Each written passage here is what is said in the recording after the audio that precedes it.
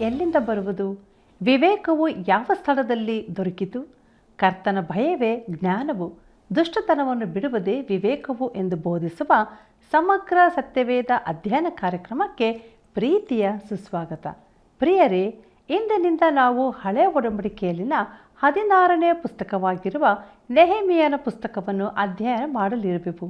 ಶಕ್ತಿಶಾಲಿ ಪಾರಸಿಯ ರಾಜನಾದ ಅರ್ತಷಸ್ತನ ಆಸ್ಥಾನದಲ್ಲಿ ಪ್ರಮುಖ ಅಧಿಕಾರಿಯಾಗಿದ್ದ ನೆಹೆಮೀಯನು ದೇವಜನರೊಂದಿಗೆ ಯೆರೂಸಲೇಮಿನ ಕುರಿತಾದ ದೇವರ ಯೋಜನೆಯಲ್ಲಿ ಹೇಗೆ ಸಾಕ್ಷಿಯಾದ ಎಂಬುದನ್ನು, ಒಬ್ಬ ಸಾಮಾನ್ಯನು ಕೂಡ ದೇವರು ಹೇಗೆ ಬಲವಾಗಿ ಉಪಯೋಗಿಸಬಲ್ಲನು ಎಂಬುದನ್ನು ತಿಳಿದುಕೊಳ್ಳಲು ನಮ್ಮ ಅಧ್ಯಯನವನ್ನು ಪ್ರಾರ್ಥನಾಪೂರ್ವಕವಾಗಿ ಪ್ರಾರಂಭಿಸೋಣ.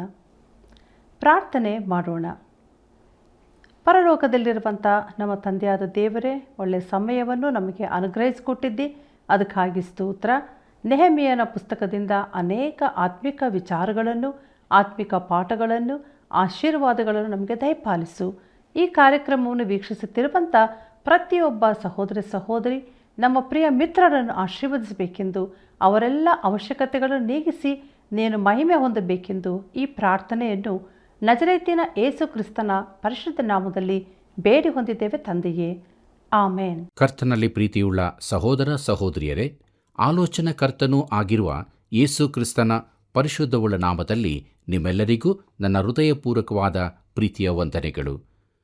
ದೇವರ ಕೃಪೆಯಿಂದ ಇಂದಿನಿಂದ ನಾವು ಹಳೆ ಒಡಂಬಡಿಕೆಯಲ್ಲಿ 16ನೇ ಪುಸ್ತಕವಾಗಿರುವ ನೆಹೆಮೀಯನ ಪುಸ್ತಕ ಎಂಬ ಪುಸ್ತಕವನ್ನು ಧ್ಯಾನ ಮಾಡಲಿರುವೆವು.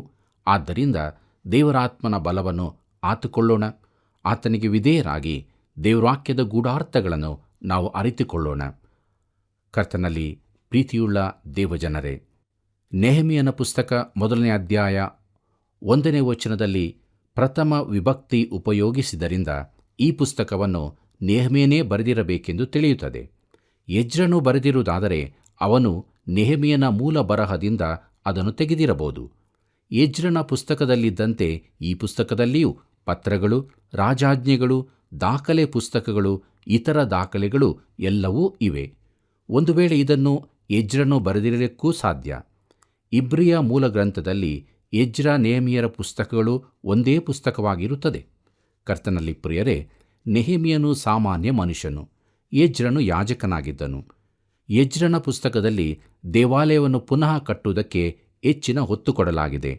ಆದರೆ ನೆಹೆಮೀಯನ ಪುಸ್ತಕದಲ್ಲಿ ಯೆರೂಸಲೇಮಿನ ಗೋಡೆಗಳ ಪುನಃ ನಿರ್ಮಾಣಕ್ಕೆ ಹೆಚ್ಚಿನ ಪ್ರಾಮುಖ್ಯತೆ ನೀಡಿದೆ. ಎಜ್ರನ ಪುಸ್ತಕದಲ್ಲಿ ಹಿಂದಿರುವಿಕೆಯ ಧಾರ್ಮಿಕ ಸಂಬಂಧಕ್ಕೆ ಪ್ರಾಧಾನ್ಯತೆ, ಆದರೆ ನೆಹೆಮೀಯನ ಪುಸ್ತಕದಲ್ಲಿ ರಾಜಕೀಯ ವಿಚಾರಗಳಿಗೆ ಪ್ರಾಧಾನ್ಯತೆ. ಎಜ್ರನು ಯಾಜಕ ಶಾಸ್ತ್ರಿಗಳ ಒಳ್ಳೆಯ ಪ್ರತಿನಿಧಿಯಾಗಿದ್ದನು, ಆದರೆ ನೆಹೆಮೀಯನು ವ್ಯವಹಾರಸ್ಥರ ಪ್ರತಿನಿಧಿಯಾಗಿದ್ದನು. ಶಕ್ತಿಶಾಲಿ ಪಾರಸಿಯ ರಾಜನಾದ ಅರ್ತಷಸ್ತನ ಆಸ್ಥಾನದಲ್ಲಿ ನೆಹೆಮೀಯನು ಪ್ರಮುಖ ಅಧಿಕಾರಿಯಾಗಿದ್ದನು. ಕರ್ತನಲ್ಲಿ ಪ್ರಿಯರೇ, ಆದರೆ ಅವನ ಹೃದಯವು ದೇವಜನರೊಂದಿಗೂ ಯೆರೂಸಲೇಮಿನ ಕುರಿತಾದ ದೇವರ ಯೋಜನೆಯಲ್ಲಿಯೂ ಇತ್ತು. ಕ್ರಮಾಂಕ ಪ್ರಕಾರ ಇದು ಚಾರಿತ್ರಿಕ ಪುಸ್ತಕಗಳಲ್ಲಿ ಕೊನೆಯದು. 2ನೇ ಪೂರ್ವಕಾಲ ವೃತ್ತಾಂತದ 70 ವರ್ಷಗಳ ಬಳಿಕ ಎಜ್ರನು ಕಥನವನ್ನು ಮುಂದುವರಿಸುತ್ತಾನೆ. 70 ವರ್ಷಗಳ ಸೆರೆವಾಸ ಮುಗಿದು ಉಳಿಕೆಯಾದವರು ಇಸ್ರಾಯೇಲ್ ದೇಶಕ್ಕೆ ಹಿಂದಿರುಗುತ್ತಾರೆ. ಜೆರುಬ್ಬಾಬೆಲನ ಹಿಂದಿರುವಿಕೆಯ ಸುಮಾರು 50 ವರ್ಷಗಳ ಬಳಿಕ ಎಜ್ರನ ನೇತೃತ್ವದ ಹಿಂದಿರುವಿಕೆ ಆಗುತ್ತದೆ. ನೆಹೆಮೀಯನು ಎಜ್ರನ 15 ವರ್ಷಗಳ ಬಳಿಕ ಬರುತ್ತಾನೆ. ಈ ದಿನಾಂಕಗಳು ನಿಖರವಾದದ್ದಲ್ಲ, ಆದರೆ ಸೆರೆಹೋದ ಬಳಿಕದ ಇಸ್ರಾಯೇಲ್ಯರ ಚರಿತ್ರೆಯ ಹಂತಗಳನ್ನು ತಿಳಿಸುತ್ತದೆ ಮತ್ತು ದಾನಿಯೇಲನ 70 ವಾರಗಳು ಇದಕ್ಕೆ ಹೇಗೆ ಸಾಮಾನ್ಯವಾಗಿ ಹೊಂದಿಕೆಯಾಗುತ್ತದೆ ಎಂಬುದನ್ನು ತಿಳಿದುಬರುತ್ತದೆ. ಪ್ರಿಯರೇ, ದಾನಿಯೇಲನ 70 ವರ್ಷಗಳು ನೆಹೆಮೀಯನ ಪುಸ್ತಕದಿಂದ ಆರಂಭವಾಗುತ್ತದೆ.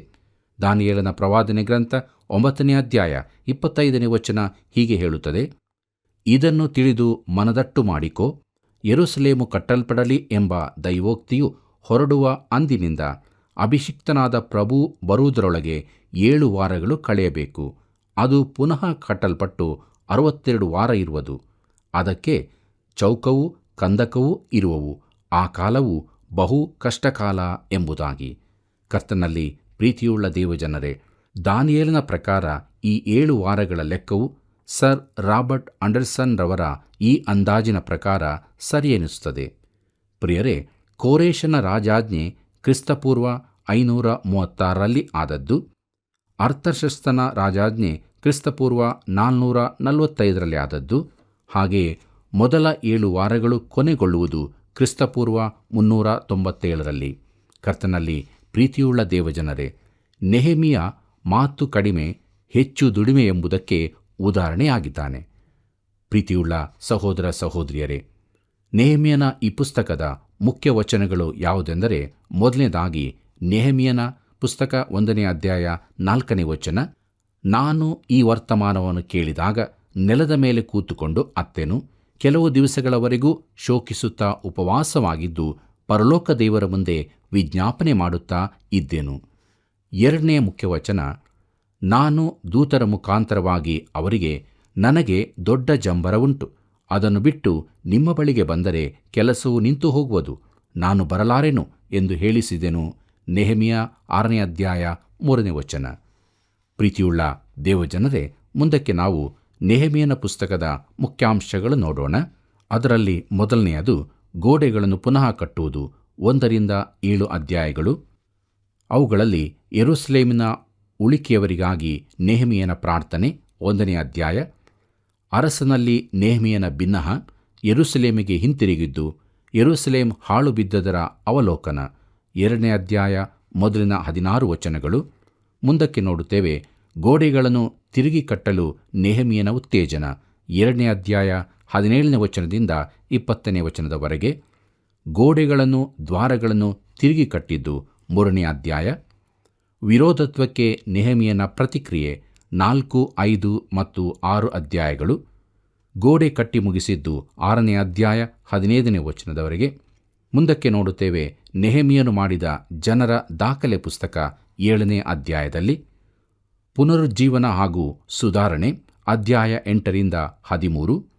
ಎಜ್ರನಿಂದ ಸತ್ಯವೇದದ ಮಹಾಪಠಣ 8ನೇ ಅಧ್ಯಾಯ. ಪುನರ್ಜೀವನ, ಅದರ ಪರಿಣಾಮಗಳು 9 ಮತ್ತು 10ನೇ ಅಧ್ಯಾಯಗಳು. ಸುಧಾರಣೆ ಮತ್ತೊಂದು ಫಲಿತಾಂಶ 11, 12 ಮತ್ತು 13ನೇ ಅಧ್ಯಾಯಗಳು.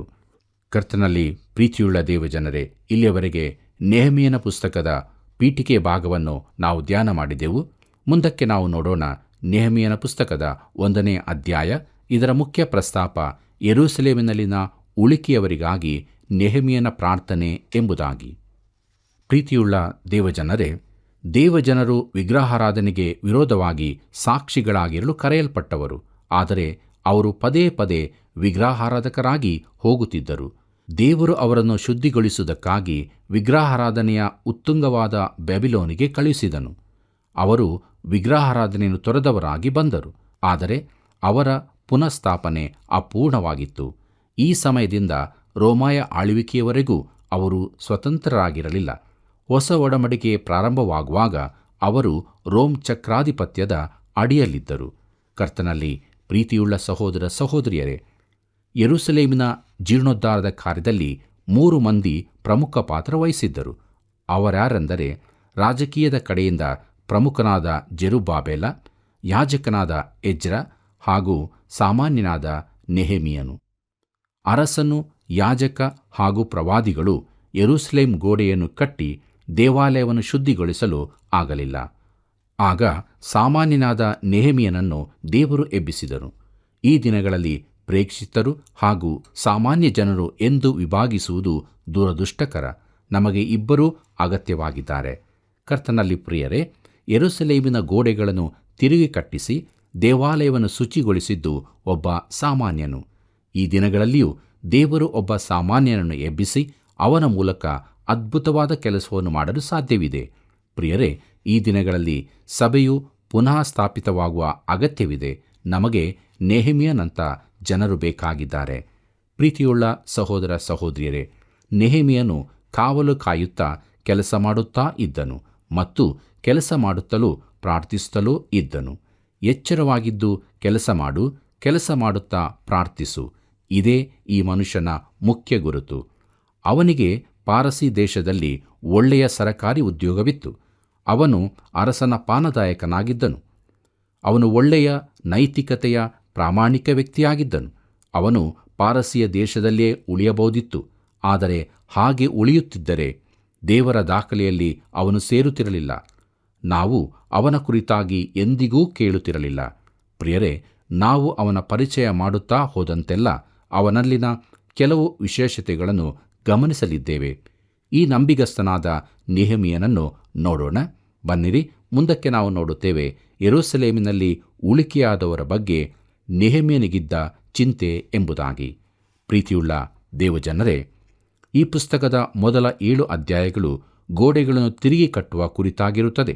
ಪುಸ್ತಕದ ಉಳಿದ ಭಾಗದಲ್ಲಿ ಪುನರುಜ್ಜೀವನವು ಸುಧಾರಣೆಗೆ ಬರೆಯಲ್ಪಟ್ಟಿವೆ. ಮೊದಲ ಅಧ್ಯಾಯ ನೆಹೆಮೀಯನ ಪ್ರಾರ್ಥನೆಯೊಂದಿಗೆ ಆರಂಭವಾಗಿದೆ. ಬನ್ನಿರಿ, ನಮ್ಮ ಧ್ಯಾನವನ್ನು ಮುಂದುವರಿಸುವ ಹಾಗೆ ನೆಹೆಮೀಯನ ಪುಸ್ತಕ 1ನೇ ಅಧ್ಯಾಯ ಮೊದಲಿನ 2 ವಚನಗಳನ್ನು ಗಮನಿಸೋಣ. ಅಲ್ಲಿ ಹೀಗೆ ನೋಡುತ್ತೇವೆ: ಅಕಲ್ಯನ ಮಗನಾದ ನೆಹೆಮೀಯನ ಮಾತುಗಳು. 20ನೆಯ ವರುಷದ ಮಾರ್ಗಶಿರ್ಷ ಮಾಸದಲ್ಲಿ ನಾನು ಶೂಷಾನ್ ಪಟ್ಟಣದ ಅರಮನೆಯಲ್ಲಿದ್ದಾಗ ನನ್ನ ಸಹೋದರರಲ್ಲಿ ಒಬ್ಬನಾದ ಅನಾನೀಯನು ಬೇರೆ ಕೆಲವು ಜನರು ಯಹೂದದಿಂದ ನನ್ನ ಬಳಿಗೆ ಬಂದರು. ಸೆರೆಯವರೊಳಗೆ ತಪ್ಪಿಸಿಕೊಂಡ ಯಹೂದ್ಯರ ಮತ್ತು ಯೆರೂಸಲೇಮಿನ ಸಮಾಚಾರವನ್ನು ನಾನು ಅವರ ಹತ್ತಿರ ವಿಚಾರಿಸುವಲ್ಲಿ ಅವರು ನನಗೆ ಎಂಬುದಾಗಿ. ಪ್ರೀತಿಯುಳ್ಳ ದೇವಜನರೇ, ಸೆರೆಯವರೊಳಗೆ ತಪ್ಪಿಸಿಕೊಂಡ ಯಹೂದ್ಯರು ಎಂದು ನೆಹೆಮೀಯನು ಹೇಳುವಾಗ ಸ್ವದೇಶಕ್ಕೆ ಹಿಂದಿರುಗಿದ ಯಹೂದ್ಯರ ಕುರಿತಾಗಿ ಹೇಳುತ್ತಿದ್ದಾನೆ. ನೆಹೆಮೀಯನು ಕೂಡ ಹಿಂದಿರುಗಬಹುದಿತ್ತು, ಆದರೆ ಯಾವ ಕಾರಣಕ್ಕಾಗಿಯೋ ಅವನು ಹಿಂದೆ ನಿಂತನು. ಬದಲಾಗಿ ಅವನು ಒಂದು ಉದ್ಯೋಗಕ್ಕೆ ಸೇರಿಕೊಂಡನು. ನಾನು ಅವನನ್ನು ಇದಕ್ಕಾಗಿ ದೂರುವುದಿಲ್ಲ, ಯಾಕೆಂದರೆ ಇಂಥವರನ್ನೇ ದೇವರು ಉಪಯೋಗಿಸುತ್ತಾನೆ. ನೆಹೆಮೀಯನು ಕೂಡ ಉಪಯೋಗಿಸಲ್ಪಟ್ಟನು. ದೇವರಿಗೆ ಮಹಿಮೆಯಾಗಲಿ. ಕರ್ತನಲ್ಲಿ ಪ್ರಿಯರೇ, ಒಳ್ಳೆ ಸ್ಥಾನದಲ್ಲಿದ್ದ ಈ ಮನುಷ್ಯನು ದೇವರ ಕೆಲಸದ ಕುರಿತು ಕೂಡ ಚಿಂತೆಯುಳ್ಳವನಾಗಿದ್ದನು. ಒಂದು ದಿನ ಅವನು ಅರಮನೆಯಲ್ಲಿ ಅಡ್ಡಾಡುತ್ತಿರುವಾಗ ಯೆರೂಸಲೇಮಿನಿಂದ ಆಗತಾನೆ ಬಂದಿದ್ದವರಲ್ಲಿ ಒಬ್ಬನನ್ನು ಕಂಡನು. ನೆಹೆಮೀಯನು ಅವನನ್ನು ನಿಲ್ಲಿಸಿ, ಯೆರೂಸಲೇಮಿನಲ್ಲಿ ಪರಿಸ್ಥಿತಿ ಹೇಗಿದೆ ಎಂದು ವಿಚಾರಿಸಿದನು. ಅವನಿಗೆ ಸಿಕ್ಕಿದ ಉತ್ತರ ಹೀಗಿದೆ. ನಮ್ಮ ಧ್ಯಾನವನ್ನು ಮುಂದುವರಿಸುವ ಹಾಗೆ ನೆಹೆಮೀಯನ ಪುಸ್ತಕ 1ನೇ ಅಧ್ಯಾಯ 3ನೇ ವಚನವನ್ನು ನೋಡೋಣ. ಅವರು ನನಗೆ, ಸೆರೆಯವರೊಳಗೆ ತಪ್ಪಿಸಿಕೊಂಡು ಆ ಸಂಸ್ಥಾನದಲ್ಲಿ ವಾಸಿಸುತ್ತಿರುವವರು ಮಹಾ ಕಷ್ಟ ನಿಂದೆಗಳಿಗೆ ಒಳಗಾಗಿದ್ದಾರೆ. ಯೆರೂಸಲೇಮಿನ ಪೌಳಿಗೋಡೆಯು ಕೆಡವಲ್ಪಟ್ಟಿರುತ್ತದೆ, ಅದರ ಬಾಗಲುಗಳು ಬೆಂಕಿಯಿಂದ ಸುಡಲ್ಪಟ್ಟಿರುತ್ತವೆ ಎಂದು ಹೇಳಿದನು ಎಂಬುದಾಗಿ. ಪ್ರೀತಿಯುಳ್ಳ ದೇವಜನರೇ, ಇದು ಬಹು ದುಃಖಕರವಾದ ಚಿತ್ರಣವನ್ನು ಕೊಟ್ಟಿದೆ. ದೇವಜನರು ಎಂಥ ದುಸ್ಥಿತಿಯಲ್ಲಿದ್ದಾರೆ. ಯಹೂದ್ಯರು ತಮ್ಮ ಕೆಲಸದಲ್ಲಿ ಸೋತದರಿಂದ ಅವಮಾನಕ್ಕೆ ಗುರಿಯಾಗಿದ್ದರು. ಆದರೆ ದೇವರು ಈ ಕುರಿತು ಸುಮ್ಮನಿರಲು ಸಾಧ್ಯವಿಲ್ಲ. ಈ ದಿನಗಳಲ್ಲಿಯೂ ಇಂಥ ಪರಿಸ್ಥಿತಿಯಲ್ಲಿಯೂ ನಾವು ಸುಮ್ಮನಿರಲು ಸಾಧ್ಯವಿಲ್ಲ. ಈ ವರದಿಯು ನೆಹೆಮೀಯನನ್ನು ತುಂಬ ಚಿಂತೆಗೀಡು ಮಾಡಿತು. ಅವನು ಬೇರೆ ಬೇರೆ ರೀತಿಯ ಉತ್ತರಗಳನ್ನು ಕೊಡಬಹುದಿತ್ತು. ಇದು ಬಹಳ ಕೆಟ್ಟ ಪರಿಸ್ಥಿತಿ, ನನಗೆ ಕೇಳಲು ದುಃಖವಾಗುತ್ತದೆ, ನಾನು ನಿಮಗಾಗಿ ಪ್ರಾರ್ಥಿಸುತ್ತೇನೆ ಎಂಬಿತ್ಯಾದಿ ಹೇಳಬಹುದಿತ್ತು. ಇದೇ ರೀತಿಯ ಸಾಂತ್ವನದ ಬೇರೆ ನುಡಿಗಳನ್ನು ಹೇಳಬಹುದಿತ್ತು. ಆದರೆ ಆ ಯಾವ ಸಂಗತಿಯೂ ಅವನ ನೆನಪಿಗೆ ಬರಲಿಲ್ಲ. ಆದರೆ ಅವನಿಗೆ ಬಹು ಚಿಂತೆಯುಂಟಾಯಿತು. ಬನ್ನಿರಿ, ಮುಂದಕ್ಕೆ ನೋಡೋಣ ನೆಹೆಮೀಯನ ಪ್ರಾರ್ಥನೆ.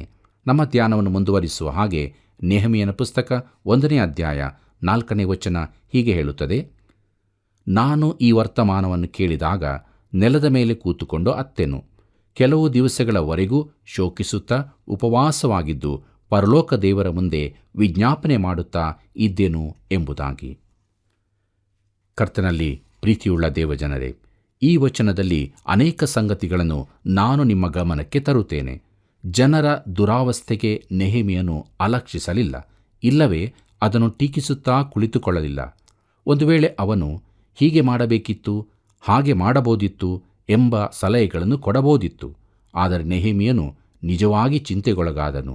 ಎಜ್ರನ ಪುಸ್ತಕದಲ್ಲಿ ಎಜ್ರನ ಪ್ರತಿಕ್ರಿಯೆ ಏನಾಗಿತ್ತು ಎಂದು ನೆನಪಿದೆಯೋ?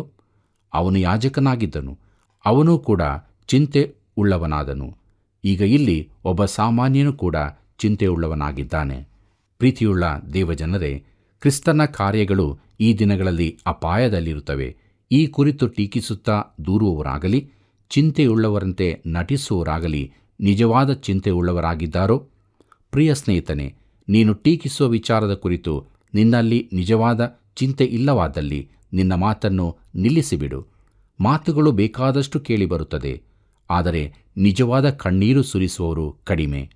ಇಂಥ ಸಂಗತಿಗಳು ನಿನ್ನಲ್ಲಿ ನಿಜವಾದ ಆತಂಕವನ್ನು ಹುಟ್ಟಿಸಲಿಲ್ಲವಾದರೆ ನೀನು ದೇವರ ಸೇವಕನೇ ಅಲ್ಲ.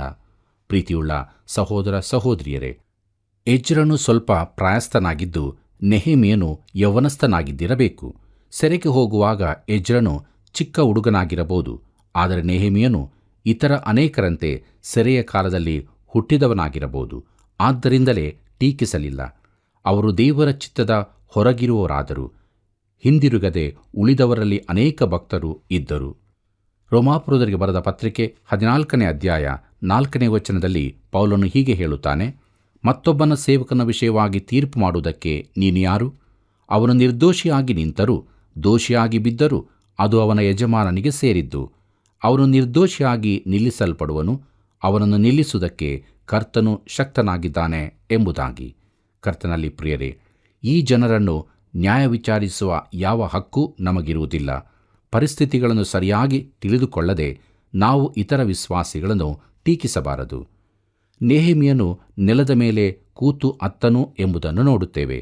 ಅವನು ರಾಜಕೋದ್ಯೋಗದಲ್ಲಿದ್ದನು, ಆದರೂ ಅವನು ನೆಲದ ಮೇಲೆ ಕೂತುಕೊಳ್ಳುವುದಕ್ಕೆ ಹಿಂಜರಿಯಲಿಲ್ಲ. ಅವನು ಕೆಲವು ದಿವಸಗಳವರೆಗೆ ಶೋಕಿಸುತ್ತಾ ಉಪವಾಸವಾಗಿದ್ದು ಪ್ರಾರ್ಥಿಸುತ್ತಿದ್ದನು. ಇದು ಜನರ ಬಲವೂ ಪ್ರತಿಕ್ರಿಯೆಯೂ ಆಗಿತ್ತು. ಎಜ್ರನು ಮಾಡಿದ್ದು ಕೂಡ ಇದನ್ನೇ ಅಲ್ಲವೇ?